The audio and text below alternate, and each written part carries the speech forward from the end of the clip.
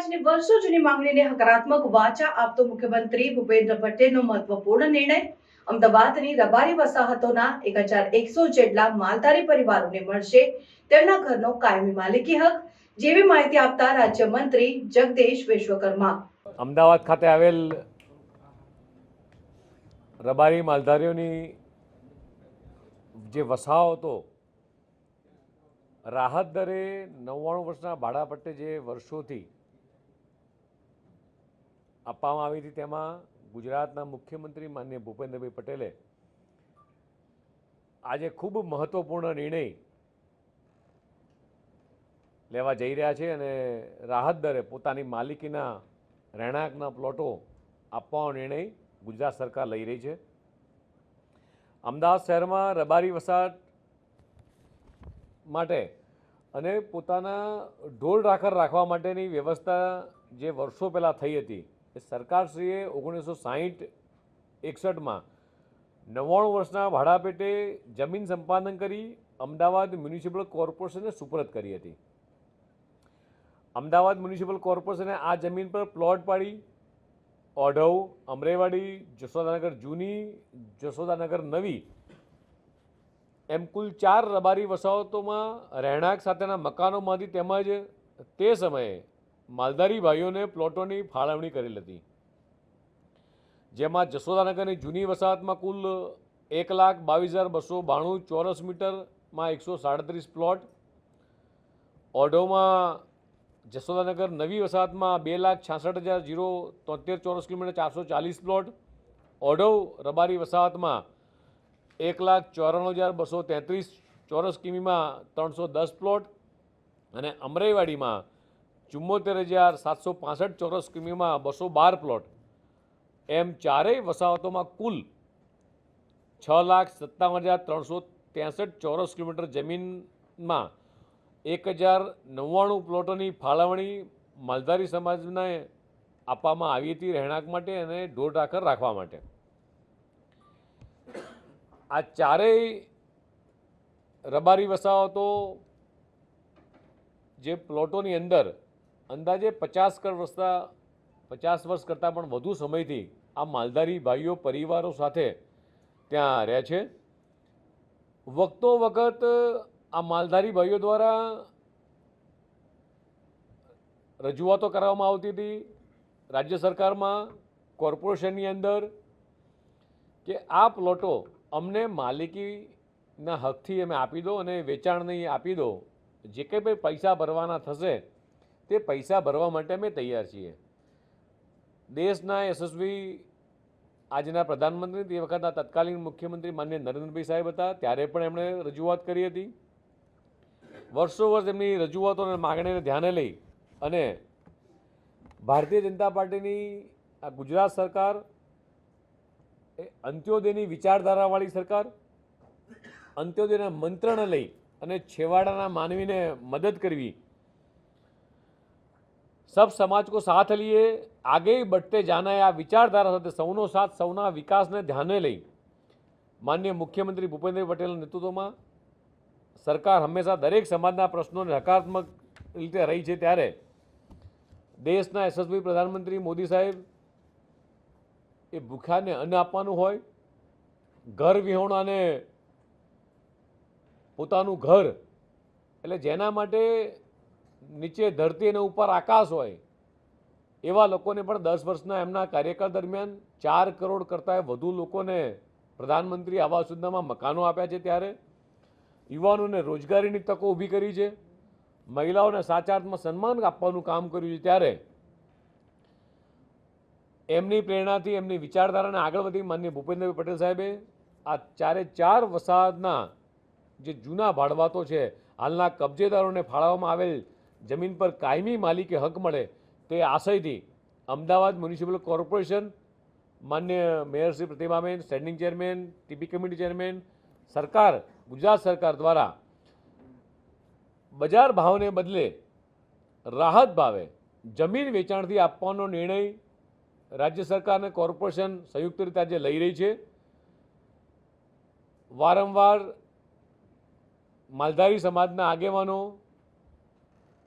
Deputy mayor Rameshbhai Desai હોય, અમારા councillor મિત્રો હોય, રાજ્યસભાના સંસદ સભ્યો હોય, પૂર્વ મંત્રી રણછોડભાઈ હોય, બાબુભાઈ હોય, સાગરભાઈ હોય, અમારા નીતાબેન દેસાઈ હોય, દિનેશભાઈ દેસાઈ હોય, આ તમામ કાઉન્સિલર મિત્રો કે રાજકીય આગેવાનો અરજણભાઈ હોય, અમારા સંજયભાઈ હોય, આવા તમામ રાજકીય આગેવાનો વારંવાર માનનીય મુખ્યમંત્રીશ્રીને અત્યાર સુધીમાં 5 થી 6 વખત મળ્યા છે, મને પણ મળવા આવ્યા છે. આ 4 કોલોનીના લોકો વારંવાર એમની લાગણી હતી કે અમે 1960થી અહીંયા રહીએ છીએ. સમય જતાં પરિવર્તન આવ્યું, પરિવાર મોટા થતા ગયા અને અમને માલિકી હક આપો તો અમને લોનો મળી રહે, અમારા દીકરા દીકરી ધંધો વ્યવસાય કરી શકે. સમય સાથે સાથે એમને સરકારને સહયોગ કર્યો અને જે ઢોર ઢાકર રહેતા હતા એમને પણ એ લોકોએ આ વસાહતોમાંથી સમયની માંગ સાથે હવે નવયુવાનો નોકરી ધંધે વળગ્યા, એને પણ ઢોર ઢાકરને પણ દૂર કર્યા. દરેક વખતે એમણે કોઈપણ પ્રજાને મુશ્કેલી ન પડે તેવા એમણે સહયોગો સરકારને પણ કર્યા છે. અને એટલે જ માનનીય મુખ્યમંત્રીશ્રીએ ઉદાર દિલે કોર્પોરેશને પણ આ ઠરાવ કરીને જ્યારે માનનીય મુખ્યમંત્રીશ્રી તરફ મોકલ્યો, માનનીય મેયરશ્રીને, સ્ટેન્ડિંગ ચેરમેને બધાએ, પણ એના ત્યારબાદ સતત માલધારી ભાઈઓ દ્વારા, આગેવાનો દ્વારા સતત માનનીય સરકારનો, માનનીય મુખ્યમંત્રીશ્રીનો સંપર્ક કરવામાં આવતો હતો કે જે કોર્પોરેશને જે ઠરાવ કર્યો છે કે જંત્રીના 25% એટલે કે એમને કાયમી વેચાણથી આપી, પણ વર્ષોથી સામાન્ય પરિવારના લોકો રહેતા હતા, નોકરી ધંધા એ વખતે ઓછા હતા ત્યારે ઢોર ઢાકરનું કામ કરતા હતા. એટલે એમની લાગણી હતી કે એમને વ્યાજબી દરે આ કાયમી પ્લોટ મળે તો અમારી આવનારી પેઢી સુખી થાય. અને દેશના યશસ્વી પ્રધાનમંત્રી માનનીય મોદી સાહેબની પણ વિચારધારા, માનનીય મુખ્યમંત્રીએ ઉદાર દિલે આ નિર્ણય અનુસંધાને માલધારી ભાઈઓને અગાઉ ફાળવણી કરેલ પ્લોટની જમીન માટે પ્રવર્તમાન જંત્રીના ભાવ મુજબ ખુલ્લા પ્લોટના પ્રતિ ચોરસ મીટરનો જે જંત્રીનો ભાવ છે તેમાં 15%ના દરે આ નાણાં ભરવાના રહેશે. એટલે એક ખૂબ ઐતિહાસિક નિર્ણય માનનીય મુખ્યમંત્રીશ્રીએ લીધો છે. આ તમામ નાણાં એ પરિપત્રની તારીખ, ફાળવણીના હુકમથી 6 માસમાં ભરવાના રહેશે. આ માલિકી હક મેળવવા માટે મૂળ ફાળવણીના વારસદારોને ટ્રાન્સફર ફી માટે અંકે 1000 રૂપિયાની રકમ કોર્પોરેશનમાં ભરવાની રહેશે. મૂળ ફાળવણીદાર સિવાયના વર્ષોથી જે કબજેદાર છે, વારસદાર સિવાયના આ કિસ્સામાં જરૂરી પુરાવા આપી 20,000 રૂપિયાની ટ્રાન્સફર ફીની રકમ કોર્પોરેશને ભરવાની રહેશે. એકથી વધુ તબદીલી હશે તો પણ વધારાની ટ્રાન્સફર ફીની રકમ અલગથી ભરવાની રહેશે નહીં. હાલના પ્લોટ દ્વારા કાયમી માલિકી હક મેળવવા માટે તેમણે અમદાવાદ મ્યુનિસિપલ કોર્પોરેશનની બાકી ભાડાની, બાકી લેણાની અને સરકારી સ્થાનિક વેરાની બાકી રકમની ભરપાઈ કરવાની રહેશે. આ તમામ નાણાં ભરેથી સ્ટેમ્પ ડ્યુટી તથા એના આનુષંગિક ખર્ચ વગેરે ભરી એ નિયત સમયમાં દસ્તાવેજ કરી લેવાનો રહેશે. ફાળવવામાં આવેલ જમીન પર મંજૂરી સિવાયનું બાંધકામ તેઓ ગુડાના કાયદા, Gujarat regularisation of unauthorised development act અંતર્ગત એ જરૂરી પુરાવા સાથે અરજી કરી એ નાણાં ભરી અને નિયત કરવાની રહેશે. પૂરેપૂરા નાણાં ભર્યા તારીખથી 10 વર્ષ સુધી રહેણાંક સિવાય અન્ય ઉપયોગ કરી શકાશે નહીં તથા અન્ય કોઈને પણ વેચાણ કરી શકાશે કે તબદીલ કરી શકાશે નહીં. 10 વર્ષની મુદત બાદ રહેણાંક સિવાય અન્ય ઉપયોગમાં લેવા માગતા હોય તો તેની પૂર્વ મંજૂરી મેળવી જંત્રીના પૂરેપૂરા નાણાં ભરવાના રહેશે. જેમાં અગાઉ ભરેલ નાણાં એ મજરે મળી શકશે. આ માલિકી હક મેળવવા માટેના કબજેદારને મૂળ પ્લાનમાં દર્શાવેલ મુજબના કોમન પ્લોટ, આંતરિક રોડ રસ્તા, ટીપી હેઠળના રસ્તા, રિઝર્વ પ્લોટ વગેરેની જગ્યા એ ખુલ્લી કરવાની રહેશે. સમાજના નીચેના વર્ગને પોતાનું માલિકીનું ઘર, માલિકીનો હક મળી રહે તે હેતુસર સરકારશ્રી દ્વારા આ નિર્ણય આજે ભારતીય જનતા પાર્ટીની ગુજરાત સરકાર, માનનીય ભૂપેન્દ્રભાઈના વડપણ હેઠળની સરકાર એ આ નિર્ણય લેવામાં આવ્યો છે. સાથે કોર્પોરેશનના માનનીય મેયરશ્રી, સ્ટેન્ડિંગ ચેરમેન દ્વારા પણ સંમતિ મળેલ છે. સરકારશ્રી દ્વારા આ ઐતિહાસિક નિર્ણય લેવાથી આશરે 1100 જેટલા માલધારી પરિવારોને પોતાના ઘરનું ઘર એ માલિકીથી હક મળશે.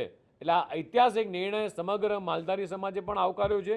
સરકારશ્રીનું આ પગલું એ તમામ વર્ગોની સંવેદના એ દર્શાવે છે અને આ પ્રશ્નોનું નિરાકરણ વર્ષોથી પડતર પ્રશ્નોની માગણીથી જે હતી, જેનું સુખદ રીતે આજે પ્રજાવિમુખ અભિગમ એ આ સરકારનો દર્શાવે છે અને આથી જ પરિપત્ર થયેથી જ આ લાગુ થશે અને 6 મહિનાની અંદર તમામે તમામ આ 1100 પરિવારને પોતાના ભાડાના મકાનમાંથી મુક્તિ મળીને પોતાના માલિકીનો હક એ મળશે.